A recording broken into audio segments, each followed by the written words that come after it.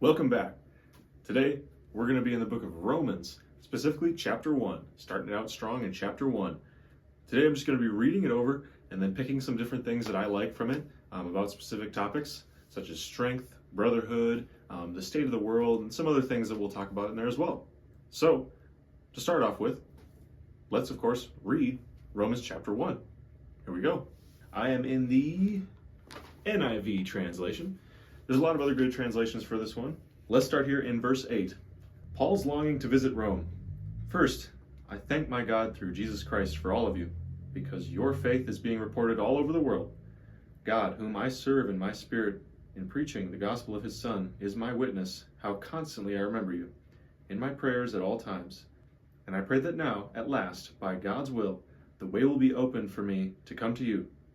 I long to see you so that I may impart to you some spiritual gift to make you strong. That is, that you and I may be mutually encouraged by each other's faith. I do not want you to be unaware, brothers and sisters, that I have planned many times to come to you, but have been prevented from doing so until now, in order that I might have a harvest among you, just as I've had among the other Gentiles. I am obligated to both Greeks and non-Greeks, both to the wise and the foolish. That is why I am so eager to preach the gospel also to you who are in Rome. For I am not ashamed of the gospel, because it is the power of God that brings salvation to everyone who believes, first the Jew, then to the Gentile. For in the gospel of righteousness of God it is revealed, a righteousness that is by faith, from first to last, just as it is written, the righteous will live by faith. God's wrath against sinful humanity.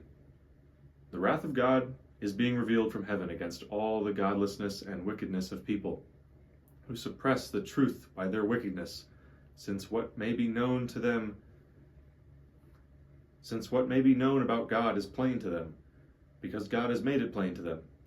For since the creation of the world, God's invisible qualities, his eternal power and divine nature, have been clearly seen, being understood from what has been made, so that people are without excuse.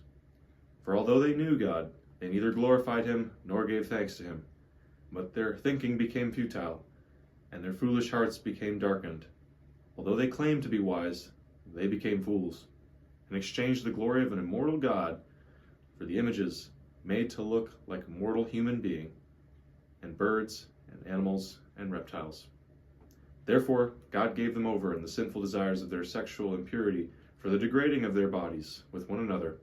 They exchanged the truth about God for a lie, and worshipped and served created things rather than the Creator, who is forever praised. Amen. Because of this, God gave them over to shameful lusts. Even their women exchanged natural sexual relations for unnatural ones. In the same way, men also abandoned natural relations with women, and were inflamed with lust for one another. Men committed shameful acts with other men, and received in themselves due penalty for their error. Furthermore, just as they did not think it worthwhile to retain the knowledge of God, so God gave them over to a depraved mind, so that they do what ought not to be done. They have become filled with every kind of wickedness, evil, greed, and depravity. They are full of envy, murder, strife, deceit, and malice. They are gossips, slanderers, God-haters, insolent and arrogant and boastful. They invent ways of doing evil. They disobey their parents. They have no understanding, no fidelity, no love, no mercy. Although they know God's righteous decree that those who do such things deserve death, they not only continue to do these very things, but also approve of those who practice them. All right, that was Romans 1, starting from verse 8 to verse 32. Let's break this down. All right, first thing we're going to look at here is brotherhood, or fellowship. We're going to turn to verse 13 here, where it says, I do not want you to be unaware, brothers and sisters, that I have planned many times to come to you, but have been prevented from doing so until now.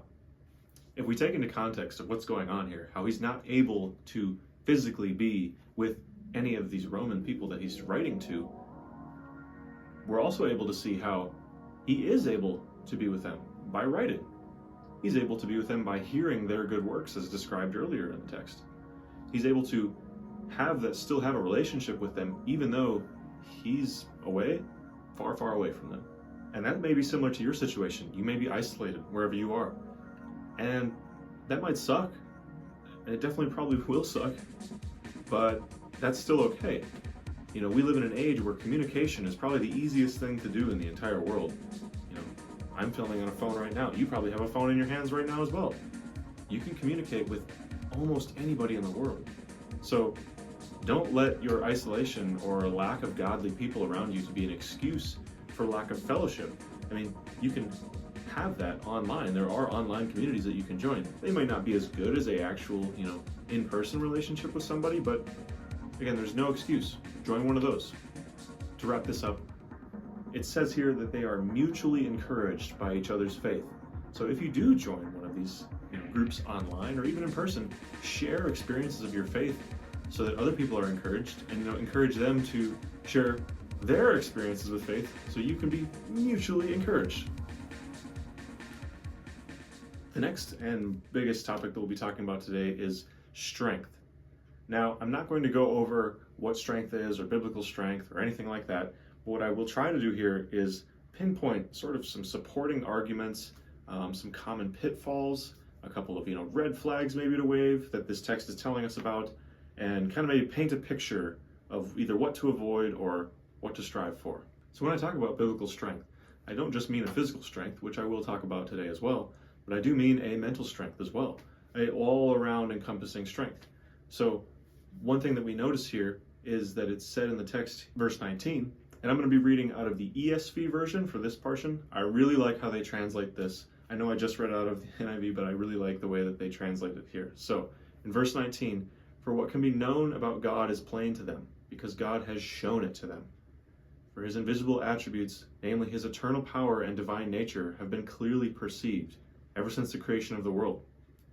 And these things that have been made, so they are without excuse.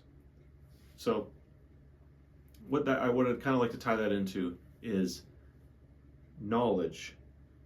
The more and more that you dig into science, the more and more that you dig into, physics and the workings, the anatomy, other things like that, the more and more you dig into that, you realize there has to be an intelligent creator. It's kind of crazy. There's so many things that work together in like the human body or an atom or a molecule or things like that, where you just have to know that there's an intelligent creator behind all of it.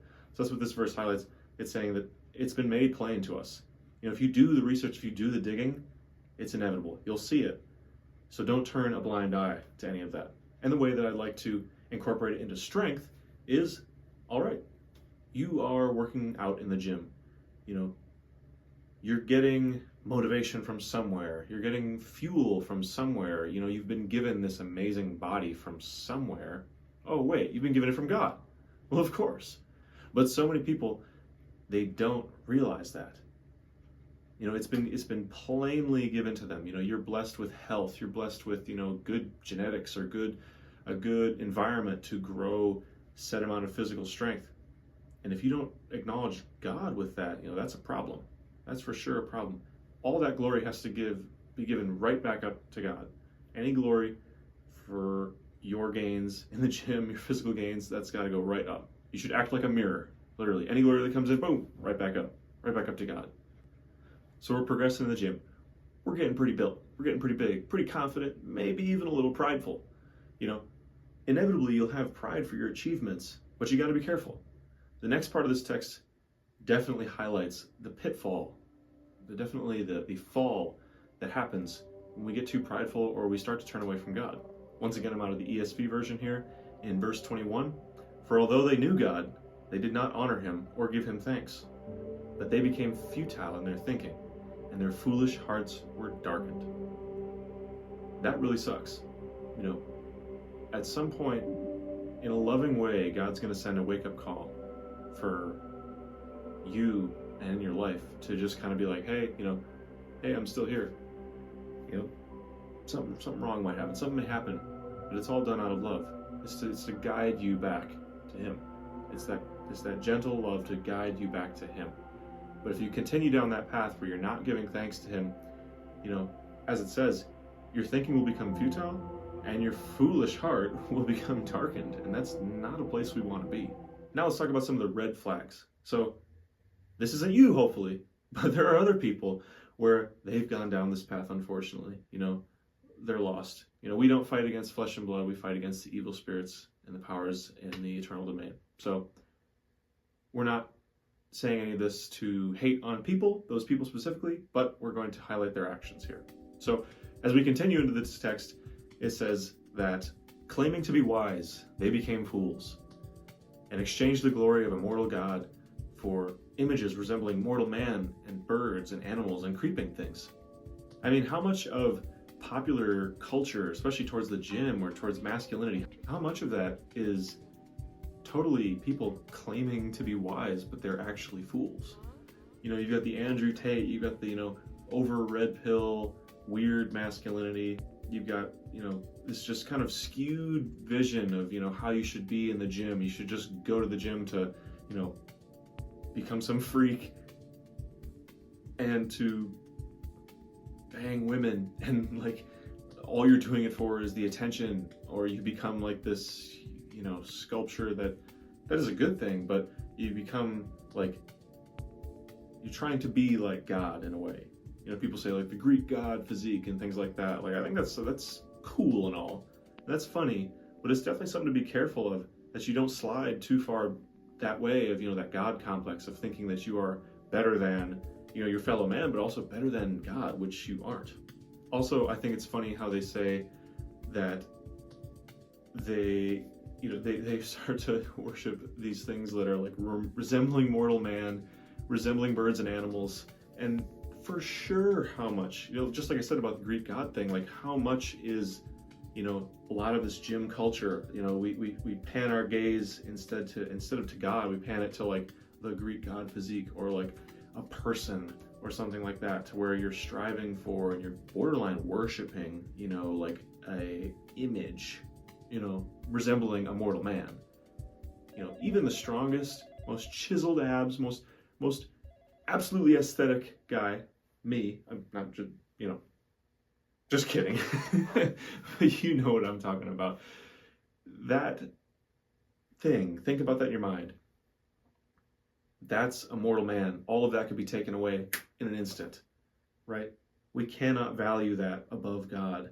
And really, we should be careful how much we value above, godly things even, because the body is temporary. The body will decay. And the rest of this chapter really goes into the, the fallout to all of this stuff, all of the really bad things that start to happen. God gives them up to the lusts of their heart, to impurity, to dishonoring their bodies among themselves. And it says they exchanged the truth about God for a lie and worshipped the created rather than the creator.